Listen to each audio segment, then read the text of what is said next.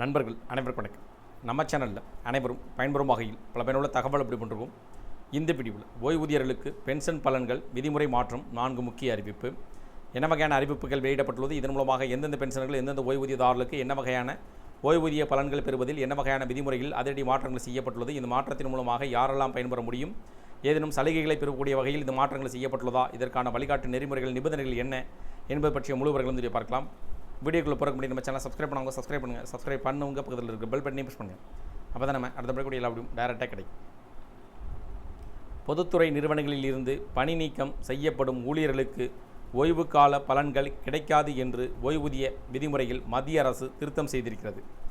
2021ஆம் ஆண்டின் மத்திய civil service ஓய்வூதியம் விதிமுறைகள் 2003ஆம் ஆண்டின் டிசம்பர் 31ஆம் தேதி அல்லது அதற்கு முன்பு நியமனம் செய்யப்பட்ட மத்திய அரசு ஊழியர்களுக்கு இந்த நடைமுறை பொருந்தும் என்றும், அதே நேரம் ரயில்வே ஊழியர்கள், தினக்கூலி தொழிலாளர்கள், IAS, IPS, IFS அதிகாரிகளுக்கு பொருந்தாது என அறிவிக்கப்பட்டுள்ளது. மத்திய அரசு ஊழியர்களுக்கு ஓய்வூதியம் கடந்த ஆண்டு திருத்தப்பட்டது. மத்திய அரசு ஊழியர்களுக்கு ஒருங்கிணைந்த ஓய்வூதிய திட்டம் அமலில் இருக்கிறது. இந்த புதிய ஓய்வூதிய திட்டம் கடந்த ஏப்ரல் 1ஆம் தேதி அமலுக்கு வந்தது. இந்த புதிய ஓய்வூதிய திட்டத்தின்படி மத்திய அரசு ஊழியர் ஒருவர் ஓய்வு பெறுவதற்கு முன் 12 மாதங்களில் எடுக்கப்பட்ட சராசரி அடிப்படை ஊதியத்தில் 50% ஓய்வூதியமாக பெறுவார். ஒரு மத்திய அரசு ஊழியர் முழு ஓய்வூதிய தொகையை பெறுவதற்கான தகுதியான பணிக்காலம் 25 ஆண்டுகளாக நிர்ணயம் செய்யப்பட்டுள்ளது.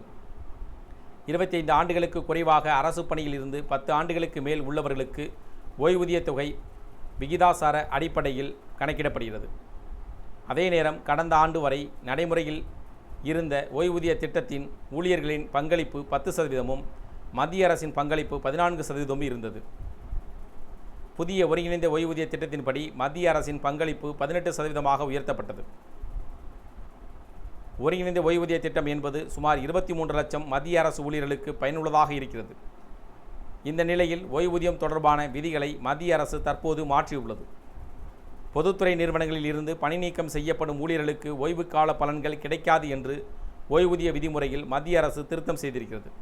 இந்த ஓய்வூதிய விதிமுறைகளில் மத்திய பணியாளர் நலத்துறை அமைச்சகம் முக்கிய திருத்தங்களை செய்து அரசிதழில் மத்திய அரசு வெளியிட்டுள்ளது.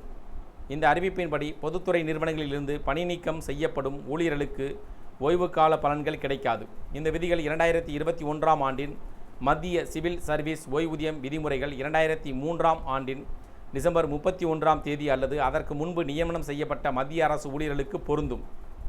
ஆனால் ரயில்வே ஊழியர்கள், தற்செயல் மற்றும் தினக்கூலி தொழிலாளர்கள், IAS, IPS, IFS அதிகாரிகள் உள்ளிட்டோருக்கு பொருந்தாது என்றும் அறிவிக்கப்பட்டிருக்கிறது. அதாவது பொதுத்துறை நிறுவனங்களில் தவறான நடத்தைக்கான பணி நீக்கமோ அல்லது ஆட்குறைப்போ செய்யப்படும் ஊழியர்கள் தங்களது ஓய்வு கால பலன்களை இழக்க வேண்டியிருக்கும். எனினும் அவர்களது பணி நீக்கம் அல்லது ஆட்குறைப்பு அவர்களது பொதுத்துறை நிறுவனம் சம்பந்தப்பட்ட அமைச்சகத்தின் மறு ஆய்வுக்கு உட்பட்டது என்று அரசிதழில் குறிப்பிடப்பட்டுள்ளது. இந்த தகவல்கள் பற்றி, அறிவிப்புகள் பற்றி, புதிய விதிமுறை நடைமுறை மாற்றங்கள் பற்றிய உங்களுடைய கருத்துக்கள், வேறேனும் இது சார்ந்த கூடுதல் விவரங்கள் கமெண்ட் செக்ஷன் பகுதியில் பிடிச்சிருந்தா லைக் பண்ணுங்கள். முடிந்தவரை இந்த வீடியோ உங்களுடைய நண்பர்கள், உறவினர்கள் அனைவருக்கும் ஷேர் பண்ணுங்கள், ஃபாலோ பண்ணுங்கள். மறக்காமல் நம்ம சேனலை சப்ஸ்கிரைப் பண்ணுங்கள். சப்ஸ்கிரைப் பண்ணுங்க, பக்கத்தில் இருக்க பெல் பட்டனையும் ப்ரெஸ் பண்ணுங்கள். அப்போ தான் நம்ம அடுத்த வீடியோவில் டைரெக்டாக கிடைக்கும். தேங்க்யூ ஃபார் வாட்சிங்.